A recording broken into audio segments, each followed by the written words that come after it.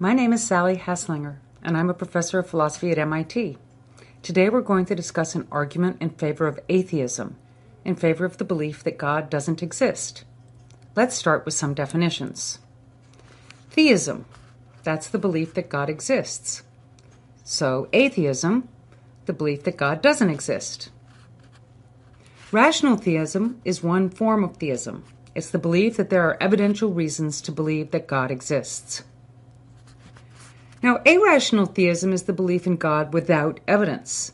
There are plenty of people who are irrational theists because they believe in God based on faith. Faith is often thought to be believing something in spite of the fact that you don't have evidence for it. And it's completely common for people to believe things without evidence, right? We believe things all the time based on wishful thinking. We believe it because it's just in the air or it's convenient for us to believe it. It makes us happy for us to believe it. All those sorts of things. But we're talking here about evidence, where evidence is some information that lends credibility to the claim in the sense that it's more likely to be true if you have the evidence. Okay, so irrational theism, as I said, is a common position, but we're not really going to talk very much about it today. Irrational theism is the belief in God in spite of evidential reasons supporting atheism. Notice that this is quite different from irrational theism. The belief in God without evidence, as mentioned, could be just on the basis of a lack of evidence. But irrational theism is when you hold belief in God, that is, when you hold theism, but there are clear supporting reasons for the opposing view, that is, for atheism. Now that's problematic, and we're going to look a little bit further about why it's problematic. Let's move on to a few more definitions so that we're clear what we're talking about. Contradiction. What is a contradiction? A contradiction is when you have a set of beliefs that are not possibly true together. So a set of beliefs is contradictory if and only if it's not possible for all of them to be true. Here's a simple example. Today is Monday. It's not the case that today is Monday. Those can't both be true together. Now, we're making an assumption, namely that we're talking about right here, right now. We're not talking about something on the other side of the date line. Considering today is Monday and it's not today is Monday, that's a contradiction. Both of them can't be true. So if you believe both of them, then you're believing a contradiction. Now, it's not necessarily the case that a contradiction needs to involve only two statements. It can involve three statements. So all birds can fly. Penguins are birds. Penguins can fly. Not all of them can be true together, right? If you hold what it is to fly stable, if you hold what it is to be a bird stable, then you can't hold all these together and have just true beliefs. One of them has got to be false. Now you could say, well, maybe it's not the case that all birds can fly. Or maybe it's not the case that penguins are birds. Or maybe you could come up with a modification of what it is to fly so that penguins can fly. They're really good underwater, for example. You watch them underwater, they look like they're flying.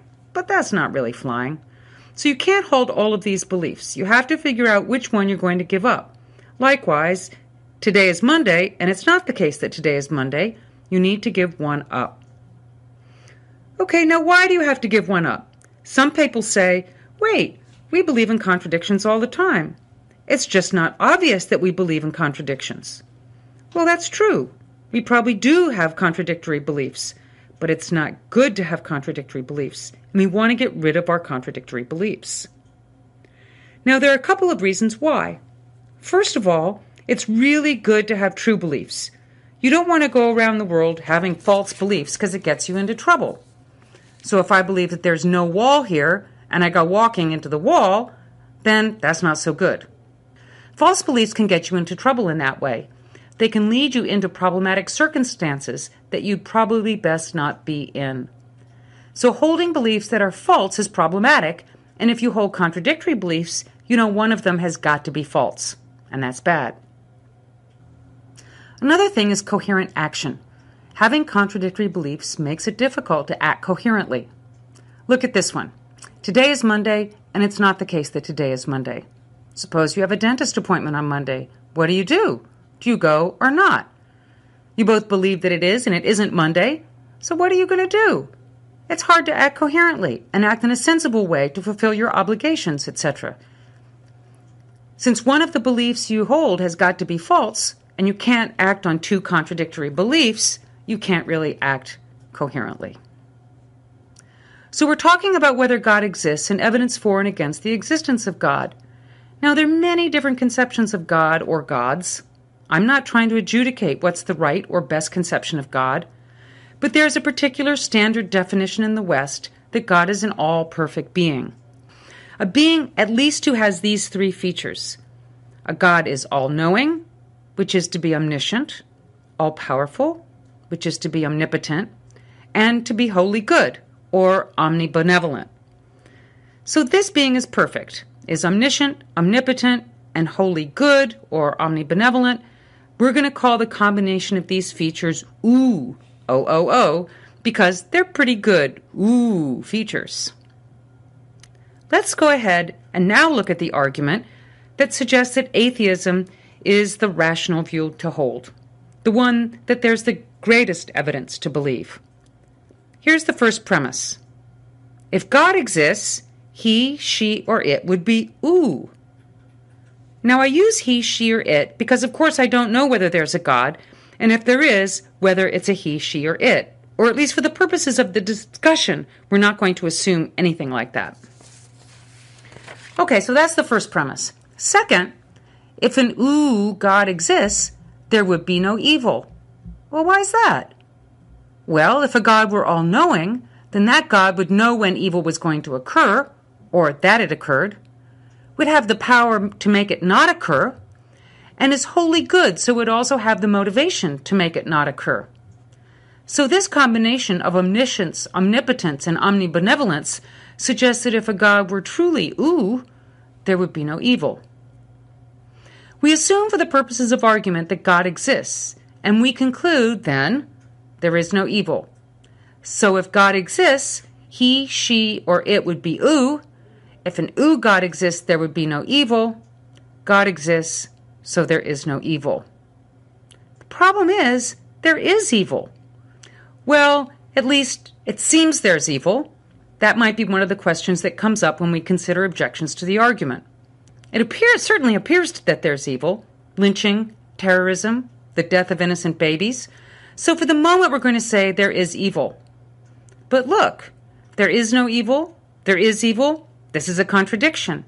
And so we have to reject one of these premises. Well, this one, that God is OO, that one is hard to reject because that's just how we've defined what God is. This one, it seems straightforward. And so once we assume God exists, and we assume that there is evil in the world, which is hard to deny, we get a contradiction. So we have to reject something. And so the thing that's most likely to be false, according to the argument, is number 3, that God exists. So we conclude that God does not exist. Now this argument is a little bit truncated, as any argument is. It relies on 2 further assumptions. First, a wholly good thing always eliminates evil as far as it can. And second, that there are no limits to what an omnipotent thing can do.